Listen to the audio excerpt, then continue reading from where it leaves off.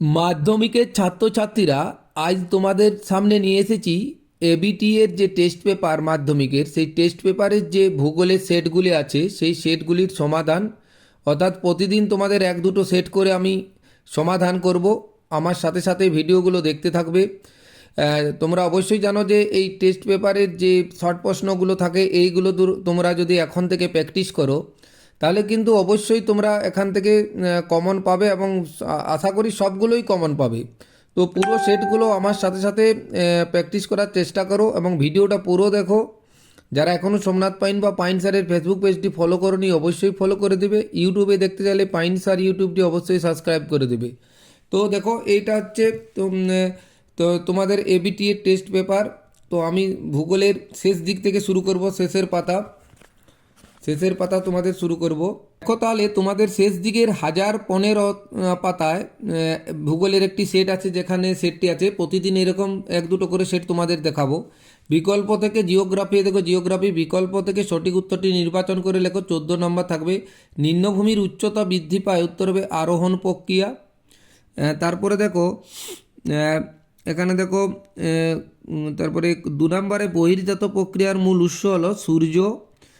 3 নম্বরে দেখো গ্যারসপ্পা জলপ্রপাত সৃষ্টি হয়েছে সরাবতী নদীতে।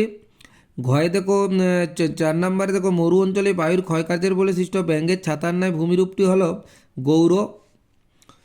তারপর দেখো দুটি নদীর অববাহিকার মধ্যবর্তী উচ্চভূমিকে বলা হচ্ছে জলবিভাজিকা।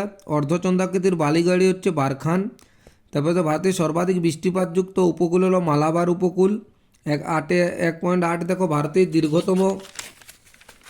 দীর্ঘতম এখানে দেখো ভারতের দীর্ঘতম সেচ খালটি হলো, উত্তর হবে ইন্দিরা খাল।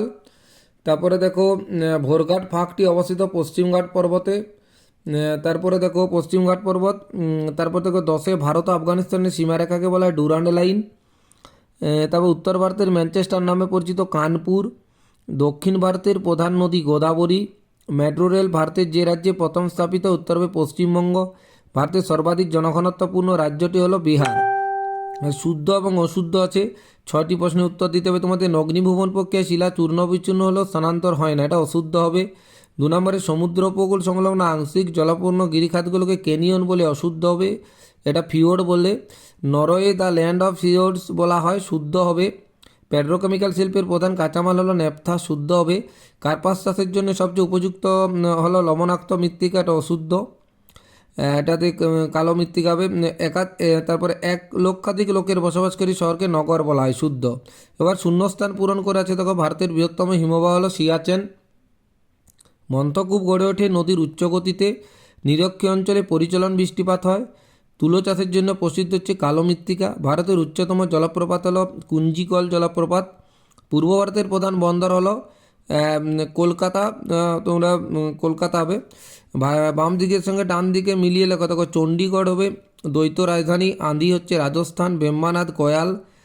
বরদৈচ্ছল হচ্ছে অসম। নদীর জলপ্রবাহের একক হচ্ছে কিউসেক। স্যাডল পিক হচ্ছে আন্দামান। তো এই যে এইগুলো ছক গেল বাম দিক ডান দিক। তারপরে দেখো এখানে দেখো 1 বা 2টি শব্দের উত্তর আছে। প্রপাতকূপ নদীর কোন গতিতে দেখা যায়, এটা হবে উচ্চ গতিতে। অথবা গ্র্যান্ড ক্যানিয়ন কোন নদীতে সৃষ্টি হচ্ছে, কলোরাডো নদীর গ্র্যান্ড ক্যানিয়ন। উচ্চ গতির প্রধান কাজ হচ্ছে ক্ষয় সাধন। আরবি কথায় শিব কথার অর্থ হচ্ছে তরবারি।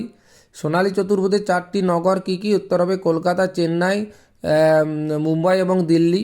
ভারতের পূর্ব উপকূলে বৃহত্তম উপহ্রদটির নাম হচ্ছে চিল্কা। তাল কথার অর্থ হলো হ্রদ। অথবা ভারতের একটি পশ্চিম বাহিনী নদীর নাম লেখা, উত্তর হবে নর্মদা। এই শর্ট কোশ্চেনগুলো 1029 মানে যে 15 পাতা আছে সেটির আলোচনা করলাম আজ। বাকি 2 নম্বর এবং 3 নম্বরের যে প্রশ্নগুলো আছে এগুলো তোমরা একটু দেখে নেবে। ম্যাক্সিমাম পেজে যে প্রশ্নগুলো থাকবে সেইগুলোই খুবই গুরুত্বপূর্ণ হয়, 3 নম্বর, 2 নম্বর এবং 5 নম্বর।